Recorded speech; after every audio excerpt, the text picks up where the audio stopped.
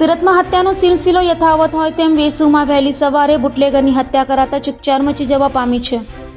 સુરતમાં હત્યાની ઘટનાઓમાં રોજેરોજ વધારો થઈ રહ્યો છે, ત્યારે વહેલી સવારે વેસુમાં હત્યાની ઘટના બની હતી। સુરતના વેસુ ખાતે આવેલા આગમ શોપિંગ સેન્ટર પાસે યુવાનની હત્યા કરાઈ હતી। દારૂના ધંધા સાથે સંકળાયેલા બુટલેગર નાનુ પટેલ ઉર્ફે નાનિયાની ઘાતકી હત્યા કરાતા પોલીસ દોડતી થઈ ગઈ હતી।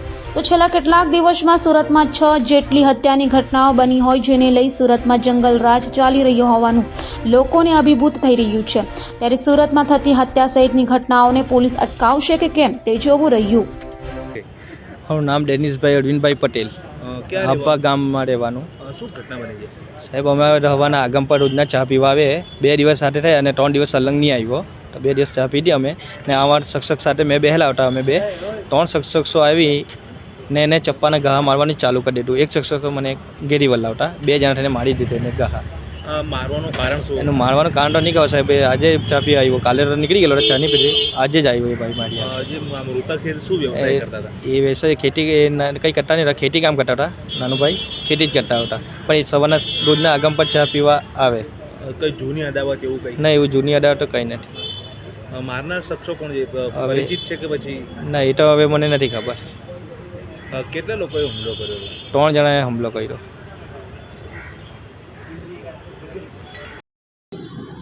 ધર્મેશ ગામી સમાજસેવી।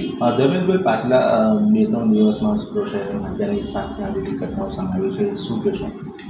ગુજરાતના આર્થિક પાટનગર સુરતની અંદર જે રીતની છેલ્લા 2-3 દિવસની અંદર 8 હત્યાના જો બનાવો બની જતા હોય તો આ ખૂબ ગંભીર બાબત છે। આ રીતના બનાવો સુરત શહેરની અંદર બનવા એ બિલકુલ યોગ્ય નથી। માનનીય ગૃહમંત્રી શ્રીનું હોમટાઉન છે। ભારતીય જનતા પાર્ટીના મહુડી મંડળનું પણ આ સુરત શહેર છે।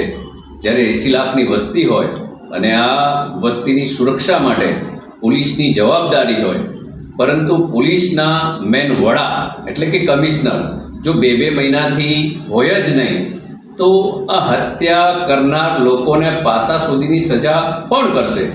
જો પાસા સુધીની સજા ના હોય, આકરા દંડ એમને ના મળે કે પનિશમેન્ટ ના મળે, તો આવી હત્યા સુરત શહેરમાં રહેતી જો રહે કાયમ, તો આ તો બિલકુલ યોગ્ય નથી।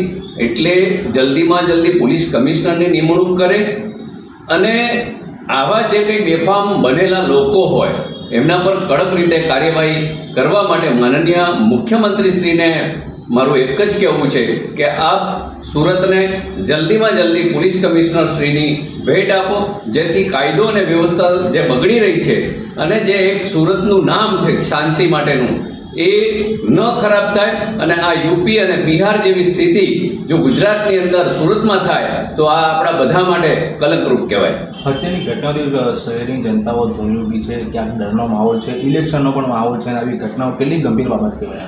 બિલકુલ, આજે જ્યારે ઇલેક્શન કમિશનરે આચારસંહિતા લાગુ થઈ હોય અને આ બાબતમાં જો આવી હત્યાઓ થઈ જતી હોય, તો આ તો સુરક્ષા માટે પબ્લિકને બહુ મોટો સવાલ છે। પબ્લિક પોતાની સુરક્ષા કઈ રીતના કરશે એ પણ એક સવાલ છે। એટલે આવી જે હત્યાઓ થાય છે અને જે ક્રાઇમ સિટી તરીકે સુરતની જે ઓળખ થાય છે એ બિલકુલ ના થવી જોઈએ અને તુરંત જ જે કંઈ આ પોલીસ કમિશનર છે એને નિમણૂક થવી જોઈએ, જેથી આવા તત્વો પર આપણે વ્યવસ્થિત કડક કાર્યવાહી થઈ શકે।